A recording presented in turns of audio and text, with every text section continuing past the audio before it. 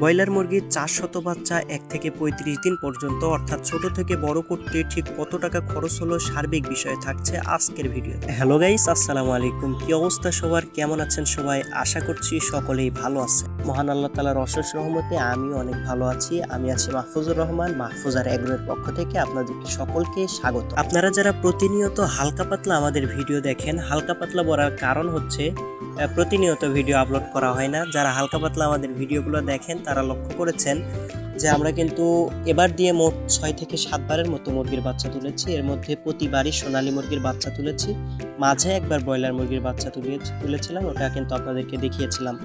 তো এখন যে বিষয়টা হচ্ছে, এবার কিন্তু আজকে আমাদের ব্রয়লার মুরগির বাচ্চা আসতেছে, যার কারণে আমরা এই জায়গাটাকে রেডি করছি। আগে কিন্তু আমাদের এই যে বুডিং করার জন্য যেই পাতের দরকার হয়, চারিদিকে ঘেরার জন্য, উপরে বুডিংয়ের জন্য যেই তাপ দেওয়ার জন্য যেটা প্রয়োজন হয়, এগুলোর কোনোটাই ছিল না। পরবর্তীতে এই চালানোর জন্য আমরা কিনেছিলাম। এখন আপনারা লক্ষ্য করলে দেখতে পারবেন আমরা কিন্তু আমাদের বাচ্চাগুলোকে অলরেডি ছেড়ে দিয়েছি, তারা কিন্তু এখানে ঘোরাফেরা করতেছে। এখন একটা নাটকীয়তার বিষয় হয়েছিল কি, আমাদের যে মুরগির ফার্মটা সেখানে কিন্তু আমরা মুরগির বাচ্চাগুলো বুডিংয়ের জন্য ছাড়তে পারি নাই। আমাদের হচ্ছে গরুর যে গোয়ালটা ছিল সেখানে ছাড়া হয়েছিল। তার কারণ হচ্ছে আমাদের মুরগির ঘরটা আমরা ফাঁকা করতে পারছিলাম না, যার কারণে এখানে ছাড়া হয়েছে। কিন্তু পরবর্তীতে হয়েছিল কি, আমাদের চালটা একটু ফুটো থাকার কারণে বৃষ্টির পানিতে বাচ্চাগুলো প্রায় অধিকাংশই ভিজে গিয়েছিল। পরবর্তীতে এই বাচ্চাগুলোকে তুলে নিয়ে আবার আমাদের যে মুরগির ফার্মের এক সাইডে ফাঁকা করে নিয়ে তারপরে আবার এই যে এখানে বুডিংয়ের জন্য বাচ্চাগুলোকে সেট আপ করা হয়। এজন্য মোটামুটি জায়গার প্রস্তুতি নিতে একটু সমস্যা হয়েছিল আমাদের। এখন পরবর্তীতে এই যে বাচ্চাগুলো এখানে রাখা হয়েছে, বাচ্চাগুলো এখান থেকেই খাবার দাবার এবং বাকি যে সব ওষুধ পানি দেওয়া দরকার সকল বিষয়গুলো কিন্তু এখান থেকেই পরিচালনা করছি। এখন যেখানে বাচ্চাগুলোকে দেখতে পারতেছেন, এটা হচ্ছে আমাদের বোর্ডিং টাইম থেকে বের করার পরে আমরা এই জায়গাটুকু এক সাইডে স্পেস করে অল্প জায়গার মধ্যে ছেড়ে দিয়েছিলাম। বাচ্চাগুলোকে এখানেই খাবার দাবার পানি সকল কিছু দেওয়া হচ্ছিল। তো এখানে আমাদের মুরগির বাচ্চার যে সমস্যাগুলো হয়েছিল সেটার মধ্যে হচ্ছে মুরগির বাচ্চা বোর্ডিংয়ের সময় মূলত অনেকগুলোই মারা যায়, তবে আমাদের এবার মাত্র 3টা বাচ্চা মরে গিয়েছিল আল্লাহর রহমতে। এই যে দেখতেছেন, এটা হয়তো বা 15 অথবা 16 দিনের বাচ্চা বা 18 দিন সামথিং এরকম হবে।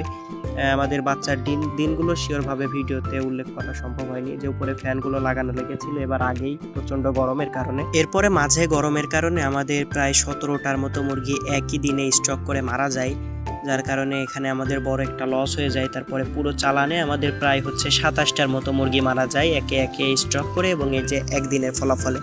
অনেকেই মনে করে হয়তো খামার ছোট করে বা বড় করে করলে শুধুমাত্র লাভই থাকে, এখানে লসের কোনো অংশ থাকে না। এবারে এই চালানে আমাদের যে লসটা হয়েছে সেটা হচ্ছে মুরগি মারা যাওয়ার কারণে অতিরিক্ত লস হয়েছে। ওজনগুলো মোটামুটি একটু ভালো পরিমাণে ছিল আল্লাহর রহমতে। গরমের কারণে এই চালানে আমাদের মুরগিতে লসের অংশ অনেকটাই বেড়ে যায়। তো এবার আসেন যে আমাদের এই 400 মুরগি ছোট থেকে বড় করতে, অর্থাৎ 1 থেকে 35 দিন বয়স পর্যন্ত লালন পালন করতে কত টাকা খরচ হলো।